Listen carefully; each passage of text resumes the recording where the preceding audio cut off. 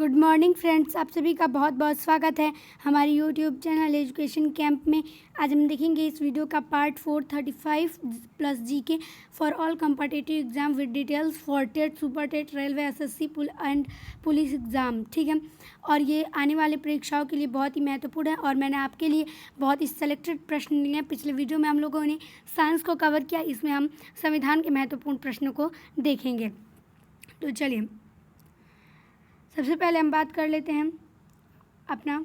तो यहाँ पर लिखा हुआ है प्रस्तावना समिति। ठीक है, प्रस्तावना समिति 29 अगस्त 1947 को गठित के अध्यक्ष कौन थे? तो यहाँ पर प्रश्न ये पूछा गया है कि प्रस्तावना समिति जो कि है तो इसका गठन कब हुआ? 29 अगस्त 1947 में प्रस्तावना समिति का, और इसका अध्यक्ष कौन है? डॉक्टर भीमराव अंबेडकर। ठीक है, चलिए आगे बात कर लेते हैं। प्रारूप समिति के सदस्यों की संख्या कितनी थी? तो प्रारूप समिति के सदस्यों की संख्या 7 थी। ठीक है, चलिए आगे बात कर लेते हैं। झंडा समिति, ठीक है, संचालन समिति तथा नियम समिति के अध्यक्ष कौन थे? तो डॉक्टर राजेंद्र प्रसाद, यानी कि झंडा समिति, संचालन समिति और नियम समिति के अध्यक्ष डॉक्टर राजेंद्र प्रसाद थे। आगे बात कर लेते हैं। तो संघ संविधान समिति के अध्यक्ष कौन थे? तो यहाँ पर बात हुई है संघ संविधान समिति के अध्यक्ष पंडित जवाहरलाल नेहरू थे और संघ संविधान समिति के कुल सदस्य 15 हुआ करते थे। ठीक है, चलिए आगे बात कर लेते हैं। तो संविधान सभा द्वारा राष्ट्रध्वज तिरंगा को, ठीक है, राष्ट्रध्वज हमारा क्या है? तिरंगा। तो जो तिरंगा है इसे कब अपनाया गया था? तो इसका सही आंसर है 22 जुलाई 1947 को इसे अपनाया गया था, राष्ट्रीय ध्वज को। आगे चलिए बात कर लेते हैं। तो आगे हमारा है झंडा दिवस कब मनाया जाता है? तो ये मनाया जाता है 22 जुलाई को। ठीक है, पहली बार झंडा दिवस कब मनाया गया? 22 जुलाई 1947 को।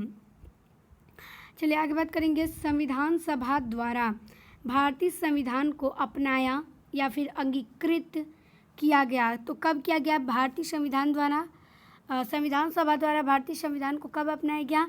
तो 26 नवंबर 1949 को इसे अपनाया गया। चलिए आगे बात कर लेते हैं। तो आगे है हमारा संविधान दिवस, या फिर जिसे कि हम लोग विधि दिवस भी कहते हैं। संविधान दिवस को हम क्या कहते हैं?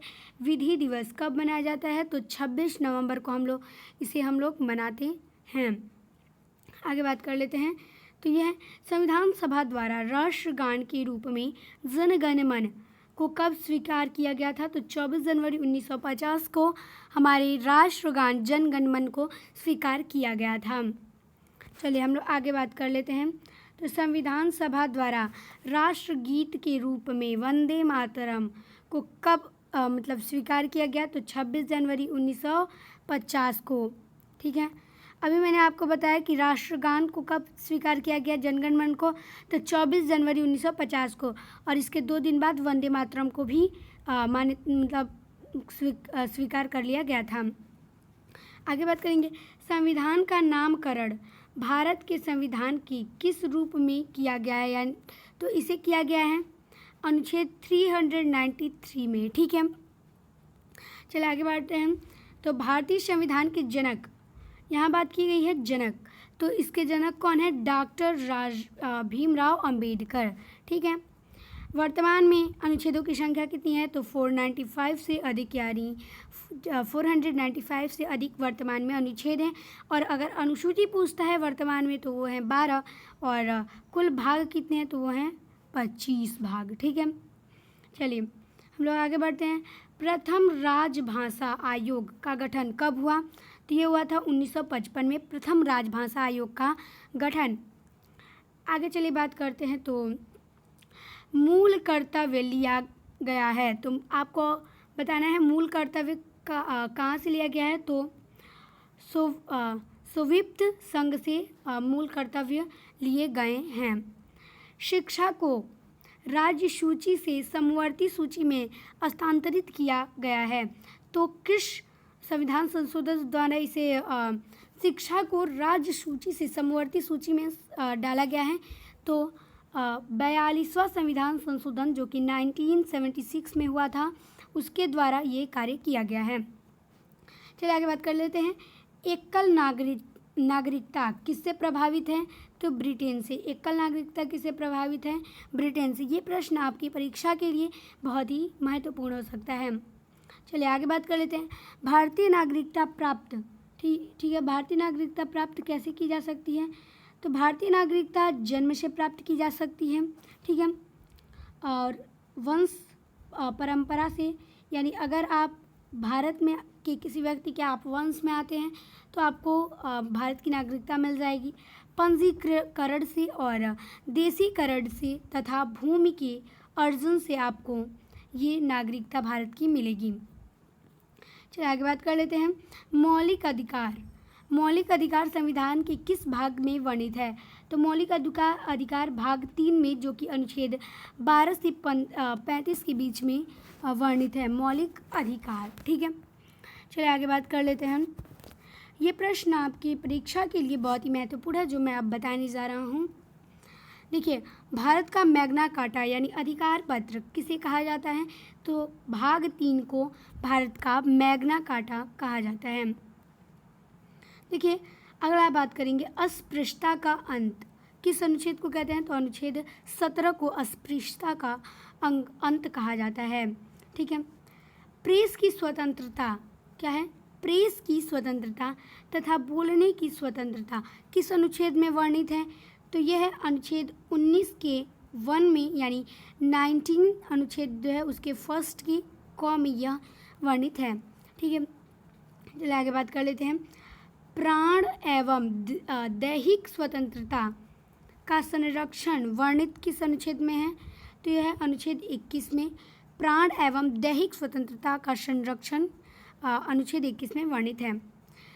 6 से 14 वर्ष के उम्र के बच्चों के लिए निःशुल्क शिक्षा अनिवार्य किया गया है। तो ये किस अनुच्छेद द्वारा किया गया है? 86 यानी 86 संविधान संशोधन जो कि 2002 द्वारा किया गया है। अनुच्छेद 21 के क में इसका वर्णन किया गया है। चलिए हम लोग आगे बढ़ते हैं।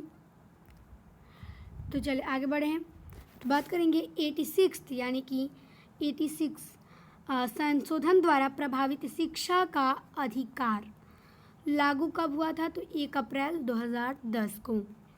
चलिए बात कर लेते हैं आगे। तो मूल कर्तव्य वर्णित है, तो मूल कर्तव्य कहाँ वर्णित है? संविधान के भाग 4 क में अनुच्छेद 51 क के तहत, यानी कि जो संविधान का भाग 4 का क है उसमें और अनुच्छेद 51 के क के तहत ये है, ठीक है। मूल अधिकार वर्णित है, मूल कर्तव्य। आगे और अंतिम बहुत ही महत्वपूर्ण प्रश्न पर बात करेंगे। आपके परीक्षा में ज़रूर से ज़रूर ये प्रश्न पूछा जाएगा। भारत के संविधान में मूल कर्तव्यों को जोड़ा गया, तो मूल कर्तव्यों को कब जोड़ा गया? तो 42वां संविधान संशोधन 1976 द्वारा सरदार स्वर्ण सिंह समिति की अनुशंसा पर, ठीक है। तो कब से जोड़ा गया? 42वां संविधान संशोधन 1976 द्वारा सरदार स्वर्ण सिंह समिति की अनुशंसा पर, ठीक है। देखिए फ्रेंड्स, अगर आपको वीडियो जो है अच्छी लगी हो तो वीडियो का करिएगा लाइक, शेयर, ठीक है, शेयर एंड सब्सक्राइब, ठीक है। और thanks for watching this video. जय हिंद, जय भारत।